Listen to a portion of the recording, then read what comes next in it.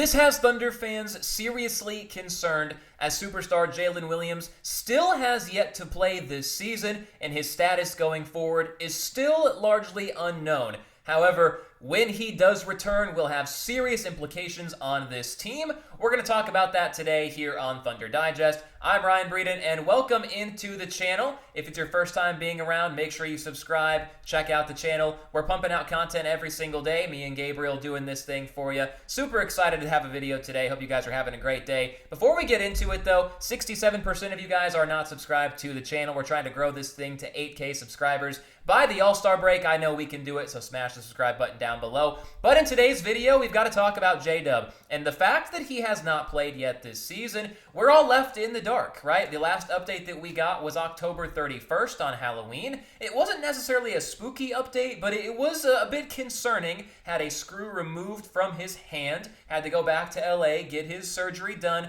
Thunder personnel were there. They said it would be 10 to 14 days before we get another evaluation.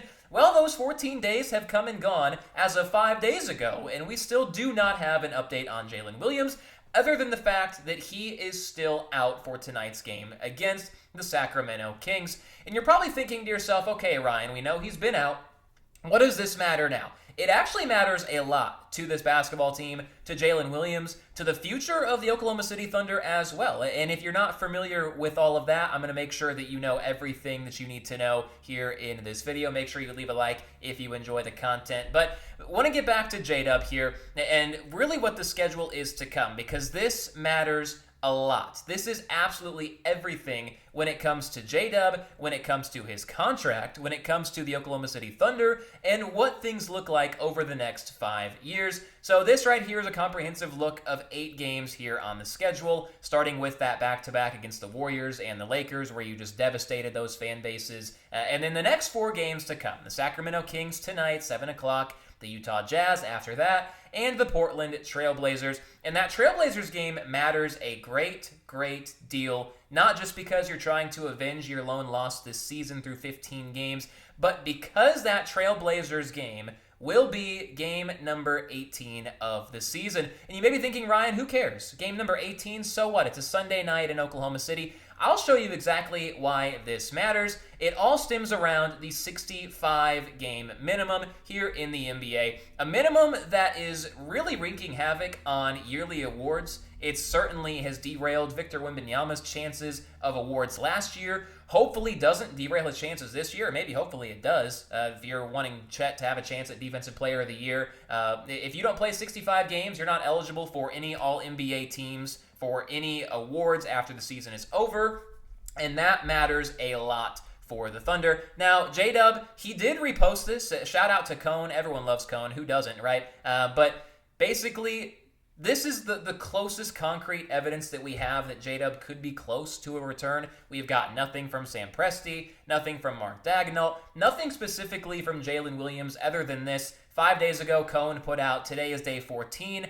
From that most recent update, the JDub return is near, and JDub reposted that on his social media. So maybe you could use that as a glimmer of optimism. This video was also taken earlier today around the Thunder camp at shoot-around, and JDub had his practice jersey on. He still had his hand wrapped on that right side. I don't know if you were able to see that, but he still is out for tonight. We won't know his status for Friday's game until we get closer to that, get through tonight. Obviously, he's been traveling with the team all season long. He's been a part of the team. He just has not been able to play, called himself an expensive cheerleader. I guess you could say that, but he may be a less expensive cheerleader than what you would think if he does not hit those 65 games, which would have to be against the Portland Trailblazers. He would have to play this week before Sunday in order to satisfy any chance of 65 games. And even if that happens, he would have to play 65 of the last 65 games to be eligible for those awards. And you're probably wondering, okay, Ryan, you keep mentioning the 65-game minimum. Why on earth does it matter? I'm going to show you right here. This is Jalen Williams' contract breakdown from this year through his 2030-31 season. That is when his contract extension, the rookie extension that he signed, the rookie max contract, that is when that deal would expire. Obviously, after this season, that will take into effect. And it's basically a percentage of the salary cap, starting at 25% of the cap. The salary grows every single season for each team. And with that, the contract that Jalen Williams signs, his yearly salary would also, in theory, go up. Next year, starting at $41.5 million, could end in the low 50s range in 2030. It'll gradually climb along with the salary cap. But along from this, I should have pulled that meme of Patrick Star a little bit too early. We'll get to that here in a second.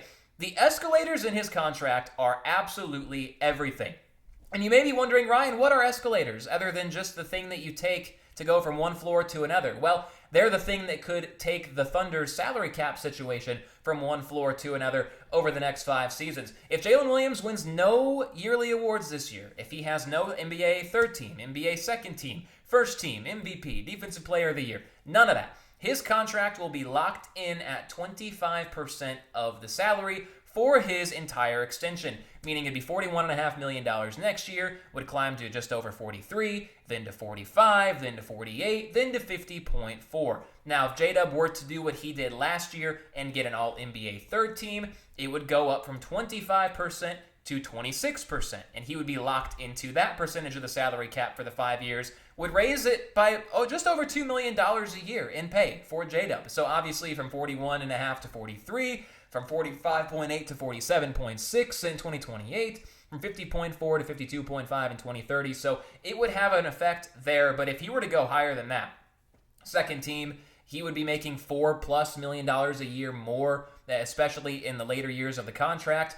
And if he were to make a first team or win a Defensive Player of the Year, which it would have maybe been a long shot with how, I guess, how crowded the top of the league is right now in terms of talent, but there are a lot of guys that have been injured. If JDub had a fully healthy season, you never know. Maybe he takes the leap and is an All-NBA first teamer. If that was the case, he would have been making $49.8 million a year in year 1, which is almost what he would make in year 5 of that extension. If you really draw this whole thing out, the difference in JDub not having any awards this year versus getting a first team or an MVP or a Defensive Player of the Year, the difference in pay for him is over $8 million a season. And that's money that will go back into the Oklahoma City Thunder pockets. It'll be more money that you can use to maneuver the second apron. The Thunder obviously are going to be way over the salary cap, going to be over the luxury tax, over the first apron, all about staying out of the second apron.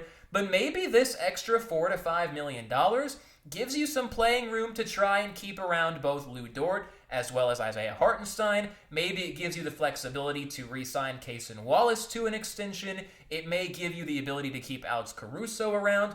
A lot of things that were not on the table all of a sudden could very much be at play, even with just an extra $1.5 to $2.5 million a year in salary cap that you would get from JDub not being a third teamer, as opposed to winning no awards at all. So big difference. And for JDub, it's okay, JDub. You can go when you feel like it, just like Patrick's pet Rocky, who ended up winning the race, just like the Thunder won the finals. The Thunder clearly don't really need JDub healthy right now. He can take his time. You're 14-1. You're the best team in the league, and you're dominating teams night in and night out. But with JDub on the court, this team will transcend levels that the basketball gods have never seen before. The league will fall to its knees and plead to the powers that be to give themselves a chance against the Oklahoma City Thunder. So when JDub comes back, it will be chaos for the rest of the NBA. But in the meantime, he can rest up. We know nothing else other than he is out tonight, and that if he does not play in any of the next 3 games, he'll be ineligible officially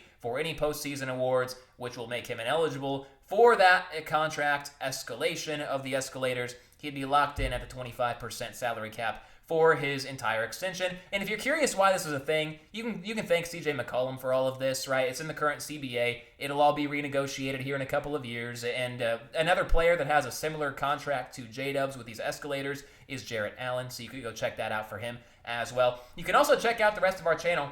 Let me know down in the comments below what you guys think of this whole situation, right? Are you upset that JDub is still out? Do you think it's better for this team if he doesn't satisfy the 65-game minimum, giving you more of an opportunity to save money down the stretch?